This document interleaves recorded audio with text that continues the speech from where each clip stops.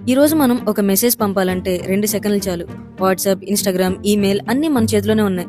కానీ ఈ సౌకర్యాల మధ్య మనం ఒక విలువైన కళను మెల్లగా కోల్పోయాం. అదే చేతి రాత లేఖలు రాయడం, అంటే లెటర్ రైటింగ్. ఇది కేవలం కమ్యూనికేషన్ కాదు, ఇది తరాలను కలిపిన ఒక బంధం. ఈ రోజు మనం మాట్లాడుకోబోయేది ఆ మర్చిపోయిన కళ గురించి. ఒకప్పుడు లేఖ అంటే ఎదురుచూపు, పోస్ట్ మ్యాన్ రావడం ఒక పండగలా ఉండేది. లేఖ చేతికి రాగానే ముందుగా పేరు చదివేవారు, తరువాత చిరునామా, ఆ తర్వాత ఎంతో ఆశగా నెమ్మదిగా కవర్ని తెరిచేవారు. ఆ కాగితం మీద ఉన్న ప్రతి అక్షరం మనసుతో మాట్లాడేది. ఎందుకంటే అది చేతితో రాసిన మాట. అందులో ఆ మనిషి ఆలోచన ఉంటుంది, ఆత్మ ఉంటుంది, ప్రేమ ఉంటుంది.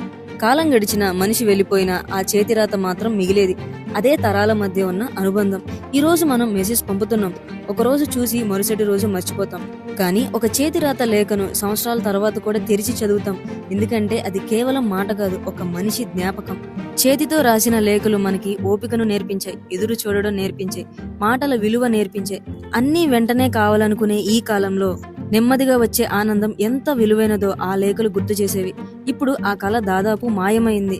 చేత్తో రాసే ఒక్కో అక్షరంలో మన భావాలు కలిసిపోయేవి.